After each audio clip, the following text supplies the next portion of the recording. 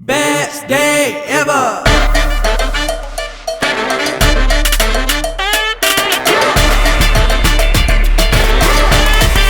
Best day ever. Rolling. Jordan. Actually, no. Go back. No, stop. Go back. We have to redo this. Now I know what we're cheersing to. Okay. Wait, just leave this in there. Ready? That could be a blooper. Go back. Now, this will be a great blooper, because what? All right. And it's Aries season. Get ready to fight, everybody. I don't know what Aries season means. Oh, fight? Yeah, everyone's gonna fight. Oh, I have a few people. Jordan's got an Aries rising. Watch out. Okay, guys. Welcome back to episode 11. We're in the double digits, and we're in angel numbers. This is good luck. And Yes, also, 11. it's Aries season, and that means everyone's going to want to fight everyone. So in celebration of Aries season, we are cheersing to our Aries queen because it's her birthday week. Yes, we are. Our official Aries bottle girl, Kayla. So the episode's about community. Let's get our community in here. My birthday's on the 11th, so it's perfect. What's your birthday wish? My birthday wish is world peace. Oh my gosh, I was just going to say, do not say world peace. she's a, oh my God. Well, cheers to that. I'm like, my birthday wish is that somebody gets me a bottle of tequila. No, you My guys birthday wish is always a yacht. That's not a wish. I know you guys will have me a bottle of tequila, so I don't even have to You're right. put that That's out just to a you. given. That's just a given. Okay, this is a twist. Whoa! Look at that. Nice. Cheers to Kayla. Bellini season. Yum. Aries season, I'm going to guys. heavy pour this. Oh my gosh, this looks delicious. You know, because it looks so yummy. You know, it's wearing the same ring in different colors, too. Look at us. Sorry, that was Doubled up, too. Jess and I literally read our minds. Look, You guys same do. ring, different color, doubled up, same finger. Beautiful. That's I put a ring on my ring finger so men don't talk to me. Cheers Like I've to done it Kayla. for years. Cheers. Oh my gosh. That was amazing. That's good.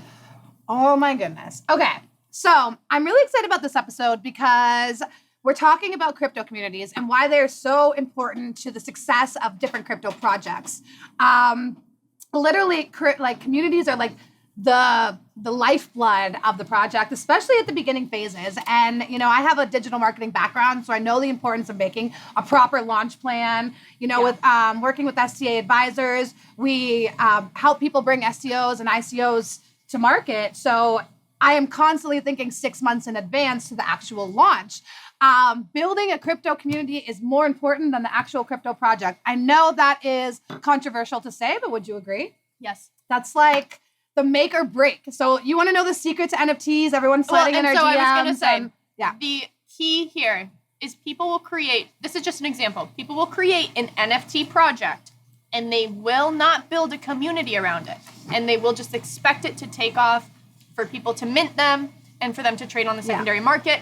But the demand will not be there if you don't build a community. Even so some Jess of the is most exactly right. Even some of the most popular crypto NFT projects, which we'll talk about later, but even those projects, like the community built itself around them, and that's why they are so successful. So this is super, super, super important. And due to the decentralized nature of crypto, like majority of these projects will fail. So that's why having a united community that all has the same appreciation for a project or something is clutch. Have you ever thought about, based off what you literally just said, how it's all decentralized? Like, community, you're not physically with each other. Like, yes, there might be meetups, like, there might be utility behind an NFT that allows you access to a physical club, but the community aspect in the digital world is so important because this is literally decentralized. And that being said, the most important factor here is like in the old school, having a community or like, you know, a fan club behind it, like they support the product, they like what they use of the service.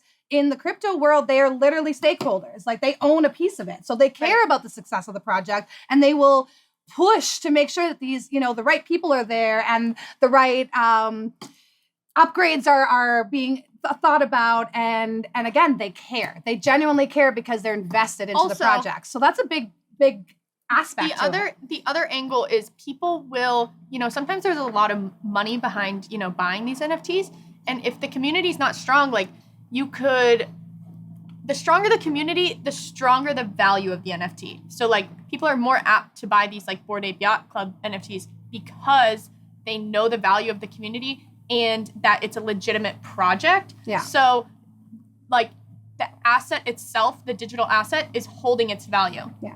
And So- it's personal. Like not only like what you said, then you own a piece of it. But if you're investing in these projects, you care about it. Do you want to So- talk about the one we just saw come through Miami just a few weeks ago, Tuttle Tribe? Yes. So, So- you know, Miami is one of the only cities in all of the United States that was founded by a woman. And Julia Tuttle, big deal. And there is a awesome woman that started, what was it? NFT Collection, right? So yes, she created an NFT collection called Tuttle Tribe. So cool. And Let's drop a picture right here. yeah, wait, we as a team, Herwig ran into the office. He said, we're all minting NFTs today. So we got a bunch of them.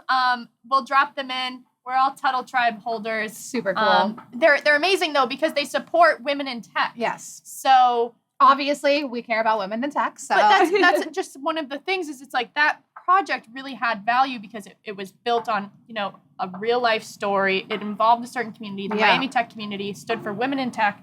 So, you know, I was more than happy to support that. And, yeah. You know, Plus, the owner is friends with someone on our team as well. So I was like, amazing things have been said. So super cool.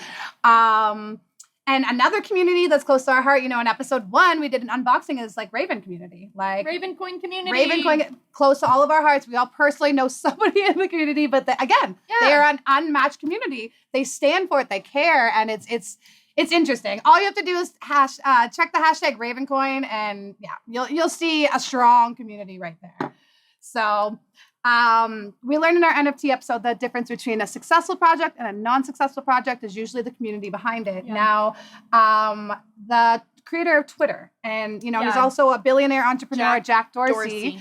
And he said network and community behind these projects are the driving force for good or change, not just successful, not just being successful or not, but like changing the world for good because it's, you know, people that are behind these projects as well. So, And so I would argue that we can almost relate. People say, oh, and we keep using NFTs as an example. Like we could use DAOs as an example. Yeah. But for the time being, if you use an NFT as an example, people say, oh, there's no value behind an NFT. Well, there's no value behind anything. yeah, There's no value behind sports teams if there's no community. we create There's the no- value. Yeah. So even though the NFTs collections are digital, the community around them makes them just as valuable as anything else physical in this world. So I don't really like the argument people say, oh, I'm going to screenshot your Yeah, we digital- already you're a told you why monkey. that's not a good one. I'm going to Like, screenshot your yeah, monkey and now I own it. It's like, no, it's not that. Like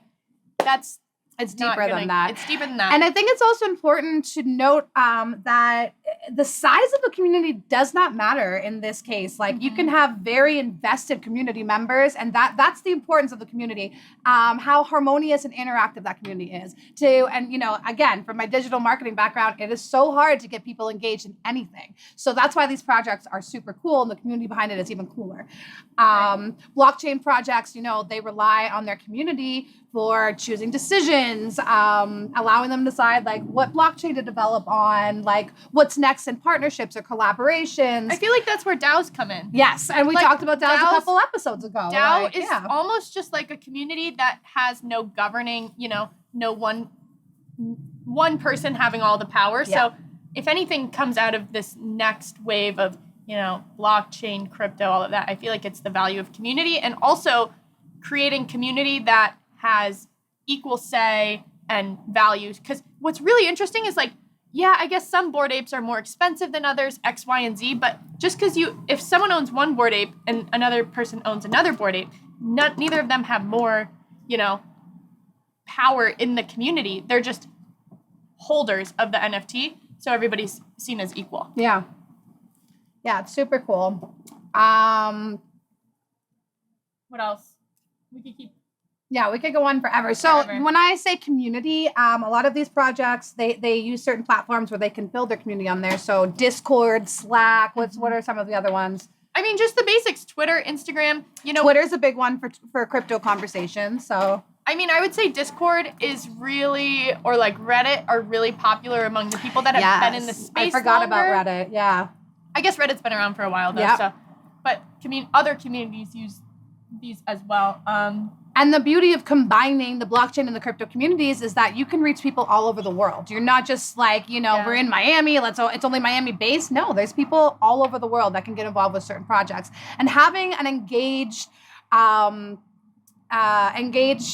active community helps grow the community as well, because then you have active members moderating it, kicking out people in there that are talking bad or not really on the same wavelength as to the future of the project.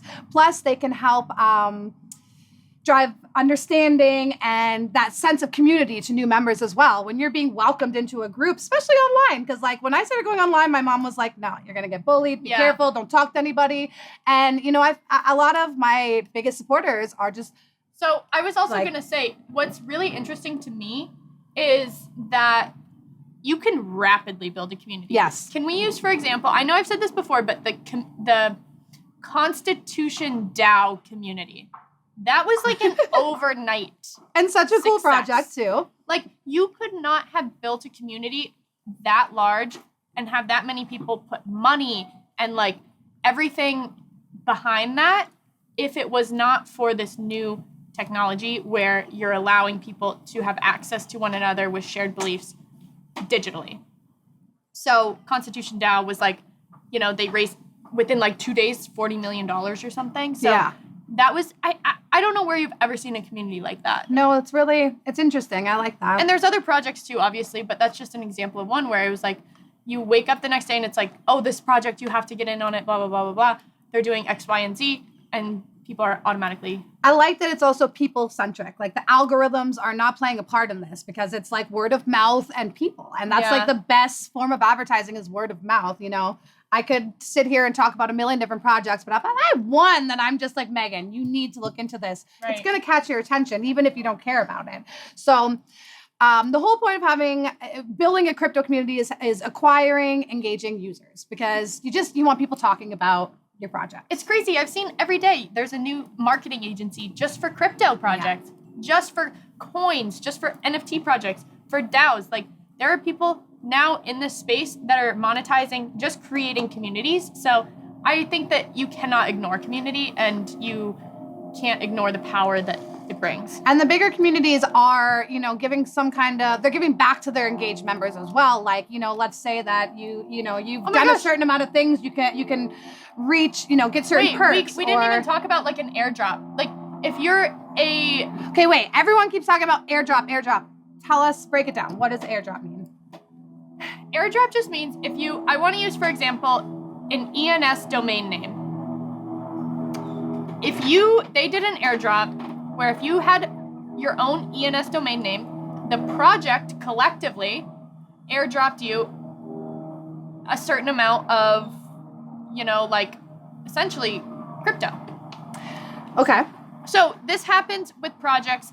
They can give back to their communities, the holders of whatever it may be, NFTs, crypto. They can airdrop you like a reward of being a member of that community. So this is what happened with one of our favorite and one of my favorite communities, CryptoPunks. So if you had a Ethereum account back in the day, let's just stop and. Is Miami on fire? What's going on? Oh, go. So I guess the technical. Wait, I'm just waiting for the sirens. Oh, refill time. Yeah, I looked over like, yo, she drank this whole thing? Oh my God. This is good. He goes, I know. Herwig, this was a great idea for an episode. Thank you for this. Can we talk about the Cipriani community? I would like to become a part of that. There's a Cipriani Miami community. We should have a little day where we have them come serve us oh my gosh, come on. What are... Just quick break. Don't worry, we film this on Saturdays. It's not 11 a.m. either. I was just kidding. No, it's 12. 12:30. Oh my God. Oh, I told It is you. really good. It's like better. I literally went to the original Okay, you ready Cipriani, now? So I'm just getting between the sounds. There you and go. this is almost better. The Bellini in a bottle. I don't know why. Okay, so this brings up one of our favorite crypto communities and a NFT project we already talked about, but it's one of my favorites because I'm just like mind blown by them, is the CryptoPunks. So if you had a Ethereum wallet, they airdropped a bunch of these CryptoPunks to them, and I don't know, this was a while ago, and they actually created a community amongst themselves and started trading the CryptoPunks NFTs in a secondary market. So they got them all for free, and now what? They're worth like $500,000, So $1 million. CryptoPunks, I just Googled it. CryptoPunks were released on June 23rd, 2017, which is very recently. Yeah. So honestly, in the grand scheme of things, like that's a very recent project. Yeah. But they were one of the first, like Jess said. And the reason they are so valuable is because they created their own community. Yeah, like I said, they were airdropped for free. If everyone just was like, "Oh, this is cool," whatever, it wouldn't be what they are today. You just had to go Like, mint them. Like yeah. you just had to. They literally gave them out for free. They were a free project. It was. So that just goes to show, like, people are, I guess, it doesn't have to be, like, expensive right off the bat. And Yeah, that's no, why not a lot at of all. people are monetizing, or not, I guess I shouldn't say monetizing, but, like, people have become, I guess, like, NFT rich because they bought an NFT or they minted it. They were, like, the first one to mint it, and they held on to it. And all of a sudden, it's trading on the secondary market at these insane prices because community has come into play. And it's kind of FOMO too. Like if we had a Ethereum wallet and you got one and I didn't, I'd be like, well, what the heck? And then when you start seeing other people talk about them, like, oh, let's trade this and this, you're like, I would feel left out a little bit. So that drove the value to go up as well. No? Yeah. So, yeah. And I guess that's kind of where like FOMO comes into play a little bit. And people We are all like, have it. That's why we're all well, that's why you're watching the show. But- we all have it. yeah. So, but also, once again, this all goes back to what Jess and I always say: do your research. Yeah, and figure out your You know, projects. make sure you know the people behind the project. Make sure you know their goals. Even if there's always a chance. You know, you never know. But Yeah, kind there's of like there's a little gambling involved. well, in because that there's a sense, new but- thing that I just recently learned about. You told me about this NFT rug pulls. What is that? Oh, I mean, And this is why we say do your research, be careful, because Like- you need to figure it out yourself. Like, like a rug pull with anything. what is about that just- that YouTube girl? What is she Oh my do? gosh, I don't even want. What's her name? I'm so old. I had to message Megan and be like, No, "What's no, going there on was- with this?" There Like, was a famous girl in a certain industry, and she had like sold all these NFTs. I'm over $1 million worth. It was like $1.6 million, and I she's would- like 20 or something like that. I would have to look up the exact story, but apparently she promised like all of this utility behind them or something. I don't know. You guys might have to correct me on this, but sold these NFTs, and they sold out she because said- of the community. Yep. Well, she already had a community, so she used her platform. Yeah. Obviously, she's not in the NFT space. She's in like a different space. You guys can go look her up, whatever. Or don't look her up. Anyway, she's like an Instagram model who does other things. And anyways, her project, she gave her, the people, she never delivered. Yeah, she made her money. Literally just made that $1.6 million with her NFT drop, and then just said, "Oh, that's it. I decided not to do Yeah. whatever I was going to do." And the community went wild. But it was just interesting, and I've been hearing a lot of people, saying this rug pulls, NFT rug pulls. Our community expert Denise, he actually had to tell me about it because I have a lot of people reaching out to me about NFT projects, and he was like, "You have to be careful for rug pulls." So super Yeah. interesting. So apparently, yeah, it's an NFT scheme. She was an adult entertainer. Yeah. It took a few hours to become public. Wow, she deleted her Twitter account. Yeah, all she of these deleted everything. things. She went rogue, made her money, and cleaned up. So People were paying like $4,000 for these NFTs. And she claims that she fled the project because of the harassment she received. I don't know. Maybe one day she'll speak the truth. But anyways, don't always listen to celebrities and they're like, sometimes they'll just capitalize on this and they'll be like, okay. yeah. Shout out the Nelk Boys, though. I think that they actually do something like with their NFTs. Who? I think the Nelk Boys. Oh yeah, very cool. If we we want to, I don't know. So I think guess they're controversial, but I think they actually did something with their NFT They're collection. controversial? Why are they controversial? Not like controversial, but they're just like always drinking boys. And I guess we're always drinking girls. I don't know if we should leave this in. Look at Kayla. Kayla's behind the camera like, So the last thing I want to talk about when it comes to community is a thing that a lot of people have talked about, and you've probably heard, is like moderators. So a lot of these communities are on certain platforms, and they want to engage the community into whatever the conversation is about, whatever's going on in that project's ecosystem, and they could talk about it. But moderators are usually like the first people that are in the project or just really invested, and they make sure that the group's conversation is going properly, right? There's not a lot of bots in there. They're like, they basically make sure that the community maintains itself in a harmonious way, like we spoke about. So a lot of these communities have rules. You need to get accepted. Like you have to prove is this like a new version? This is like the blockchain version of private Facebook groups, I think. or like country clubs. Ooh, fancy. I like it. I want to be in a crypto country club. Me too. I love it. Well, is there anything else about Let's community cheers that you to think we should community. cover? Yeah, we have the best one. Cheers to our Come team. to our community. Yeah, The if NFT. you're in town for any of the Bitcoin or NFT conferences, reach out to us, send us an email, send us a DM. Let's go meet get up. coffee. Yeah. Or have a Cipriani Bellini. Love it. Herwig, what is so funny about that?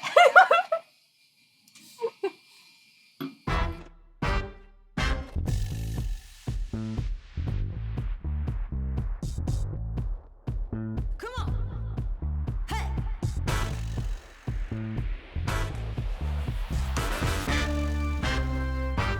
Come on, hey. I know you want to take a look over here. Hello, your number one's here. I'm phenomenal, magical, call me supernatural, mythical, wonderful. They tell me I'm a got everybody talking.